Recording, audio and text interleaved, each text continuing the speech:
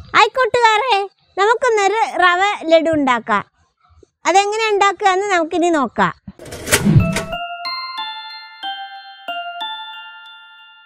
നമുക്കിനി ഇതിൽ അണ്ടിപ്പരിപ്പും മുന്തിരിയും ചട്ടി അടുപ്പത്ത് വെച്ച് നെയ്യ് ഒഴിച്ച് വറുത്തെടുക്കാം.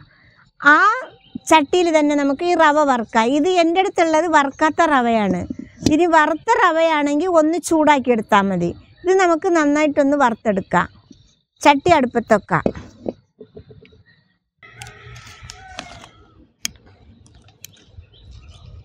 നമുക്കിനി ഇതിൽ 2 സ്പൂൺ നെയ്യ് ഒഴിക്കാം.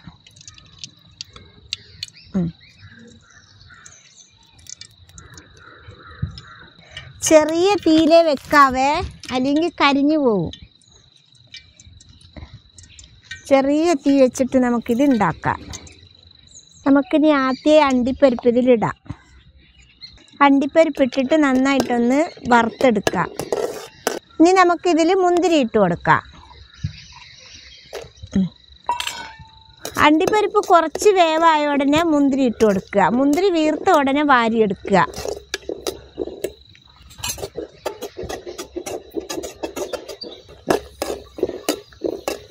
മുന്തിരിയൊക്കെ വീർത്ത് ഇനി നമുക്കിത് കോരിയെടുക്കാം.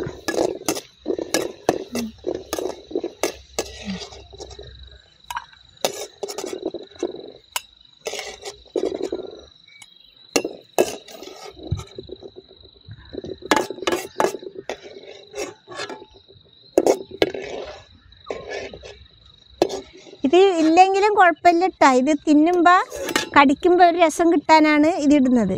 ഇനി നമുക്ക് ഇതിൽ തന്നെ നമുക്ക് ഈ റവ ഇട്ട് വറുക്കാം. 1.5 കപ്പ് റവയാണ് ഞാൻ എടുത്തിട്ടുള്ളത്. അതിട്ട് വറുക്കാം.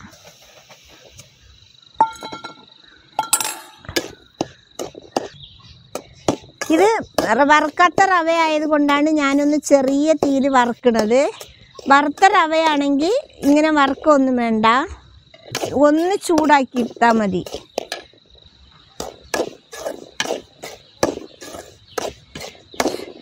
ഞങ്ങളുടെ കുട്ടിക്കാലത്തൊക്കെ ഇതൊക്കെ നല്ലപോലെ ലഡു ഉണ്ടാക്കി തിന്നിട്ടുണ്ട്. പക്ഷെ ഇപ്പം അതാരും അറിയില്ല, ഉണ്ടാക്കണമില്ല, മക്കൾക്ക് ഉണ്ടാക്കി കൊടുക്കണമില്ല. നമ്മൾ ഉണ്ടാക്കുന്നത് നല്ല വൃത്തിക്ക് ഉണ്ടാക്കും. പക്ഷെ കടയിൽ നിന്ന് വാങ്ങി തിന്നണതാണ് ഇപ്പോൾ ഉള്ള കുട്ടികൾക്ക് ഇഷ്ടം. ഇനി നമുക്കിത് ഇറക്കാം. ഇത് വറുത്തത് മതി. ഇപ്പം കണ്ടില്ലേ, ഈ കളറായി വരിക. ആ ചട്ടി തന്നെ അടുപ്പത്ത് വെച്ചിട്ട് നമുക്കിനി പഞ്ചസാരയും തേങ്ങയും ഇടാം. ഞാൻ 1 കപ്പ് പഞ്ചസാരയാണ് എടുത്തിട്ടുള്ളത്, അതിടാം. ഇനി ഇതിൽ നമുക്ക് ഒരു അര കപ്പ് വെള്ളം ഒഴിച്ചു കൊടുക്കാം. ഇതാ,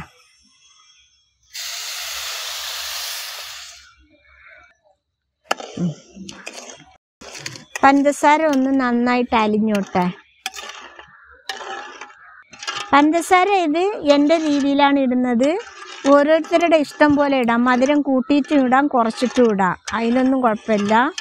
പിന്നെ ഇത് എൻ്റെ രീതിയിലാണ് ഇടുന്നത്. ചെയ്ത് കാണിച്ചു തരികയാണ് എൻ്റെ രീതിയിൽ. ചെറിയ തേങ്ങ 1 തേങ്ങയാണ് ഞാൻ എടുത്തിട്ടുള്ളത്. ഇനി തോനെ തേങ്ങ വേണമെങ്കിൽ തോനെ തേങ്ങ എടുക്കാം. ഓരോരുത്തരുടെ ഇഷ്ടത്തിനനുസരിച്ച്. ചിലവർക്ക് നല്ല തേങ്ങ വേണം, ചിലവർക്ക് കുറച്ച് തേങ്ങ മതി, അങ്ങനെയൊക്കെ എടുക്കാം.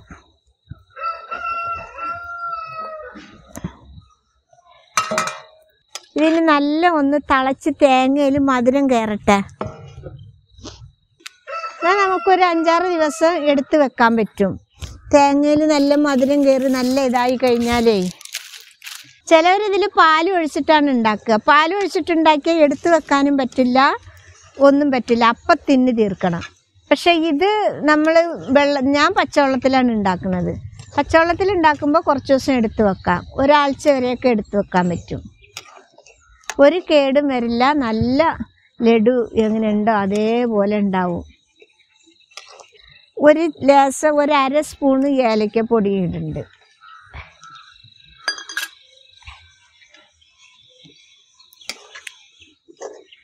ഏലക്കപ്പൊടി ഇടുന്നത് നല്ലൊരു മണം കിട്ടാനാണേ. ഇട്ടപ്പം തന്നെ ഒരു നല്ല മണം വരുന്നുണ്ട്. ഇനി നമുക്ക് ഈ അണ്ടിപ്പരിപ്പും മുന്തിരിയും വറുത്ത് വെച്ചത് ഇതിലിട്ട് കൊടുക്കാം.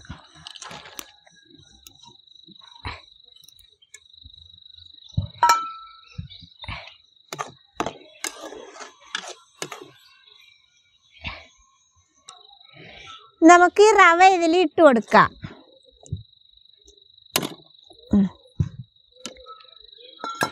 റവ ഇട്ട് കൊടുത്തിട്ട് നന്നായിട്ട് നമുക്കൊന്ന് ഇളക്കിയെടുക്കാം, മിക്സാക്കിയെടുക്കാം. എല്ലാം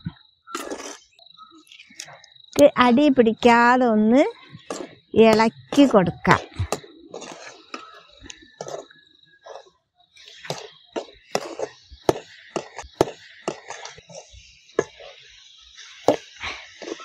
ഞാനിപ്പോൾ ഒഴിച്ചതുപോലെ 1 കപ്പ് പഞ്ചസാരയ്ക്ക് 1/2 കപ്പ് വെള്ളം ഒഴിക്കണം.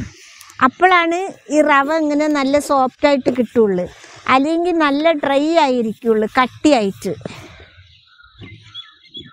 ഇത് കണ്ട, ഇങ്ങനെ വരണം.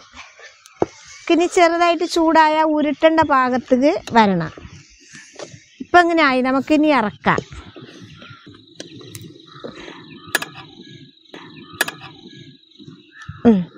നമുക്കിനി ഇത് ഇറക്കി വെച്ച് ഇനി നമുക്ക് ചൂടാറാൻ കുറച്ച് വെയിറ്റ് ചെയ്തിരിക്കാം. ചൂടാറിയിട്ട് ചെറിയ ചൂടിലാണ് ഇത് ഉരുട്ടിയെടുക്കേണ്ടത്. ഇത് നമുക്കിനി ചൂടാറി, ഇത് നമുക്കിനി ഉരുട്ടിയെടുക്കാം.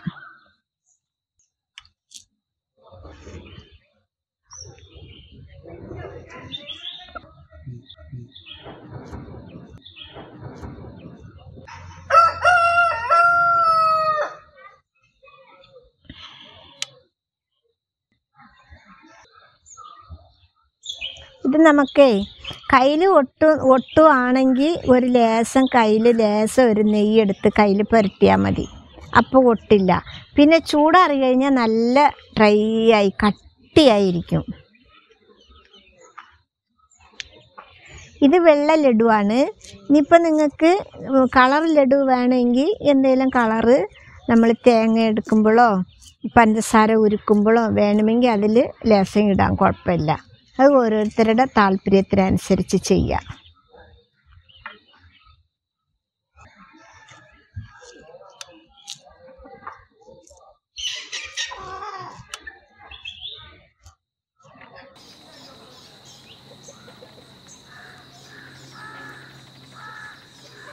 നമ്മുടെ റവ ലഡു റെഡിയായി.